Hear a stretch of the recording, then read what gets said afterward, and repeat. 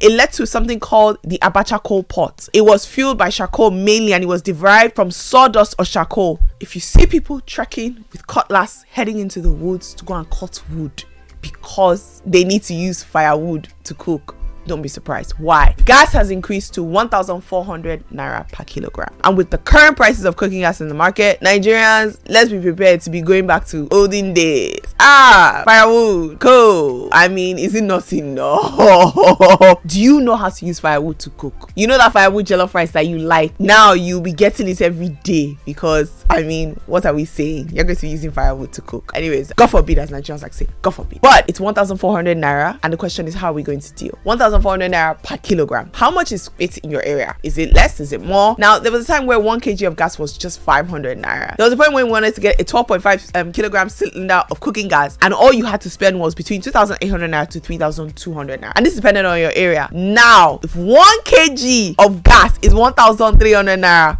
and we're talking about, you know, those small cylinders that you put outside and you cook. Like, if we're saying 1 kg and it's the 12, I mean, come on, the math is not mathing. We're talking about the fact that now we're saying it's like 25k for cooking gas. That's not the food that you're going to use to cook. I mean, it's going to affect too many homes now. It's going to affect restaurants, everybody. It's going to increase prices. Food has already gone up. Everything's going to go up again. Meanwhile, last week I recently announced that there's some initiatives that are being done to support the gas industry in Nigeria. So what's happening? It just feels like even when these initiatives are coming on ground, it's not touching the actual prices of goods in the country. So what's contributing to the outrageous prices? The Nigerian Liquefied Natural Gas Limited has pointed to a vessel scarcity. They said that the fluctuations in foreign exchange rates and the soaring oil prices are the primary causes for the recent surge in cooking gas prices. So if they've given these three things, vessels are scarce, foreign exchange is an issue, and there's also the issue with the cost of petrol, what's the government going to say? At the end of the day, business is business. These agencies and these good people that provide goods,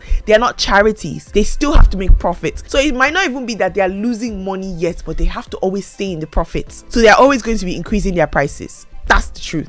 That's capitalism. When you live in a society that capitalism is not the rule of land and is not the rule of law, then with socialism and with government subsidy, no pun intended, the government can tell the businesses how much to sell their goods. But that's not going to happen here. These are private business owners who invested their money to do this business, and they will make sure that they continue to make money. Simple. So if you're going to try and opt out now for electric cooker, maybe you're doing yourself a great disservice, because is there lights? If there's no lights, what happens?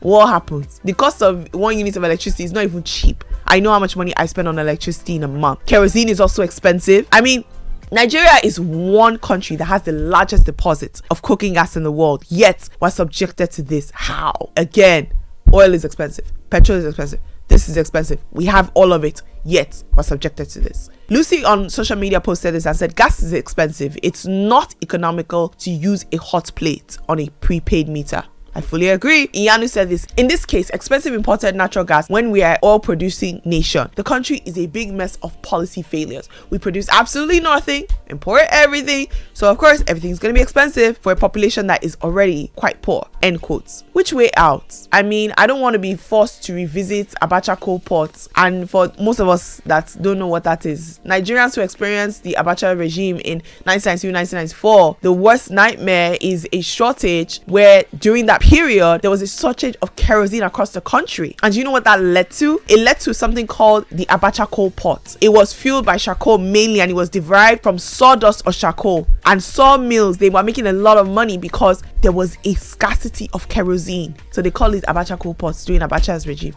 It's so sad. The LNG market has said that it's confronted with off-takers in the gas industry, to shrinking processing plants, and the acute shortage of infrastructure. Again, a business of that kind of infrastructure, of that magnitude, can only progress and do so well until when the infrastructure matches their business model. A business like natural gas, they need to have good infrastructure to be able to provide goods and services that are affordable. Now in February, the federal government held meetings. They promised that the prices of gas would drastically plunge, and it's been more than a month, but gas is only becoming more expensive. We're literally watching before our eyes, like people are going to begin to have to resort to firewood charcoal, and even worse, the abacha coal pot. And I just keep saying to myself, are we really going backwards? Nigerians are really innovative people, so you're going to find that people are going to find solutions and we're going to be able to weather anything. But how much are we weathering? Maybe we've weathered for so long. And how does this make us feel? How does it make you feel? Do you know what you're going to do when these gas prices continue to skyrocket?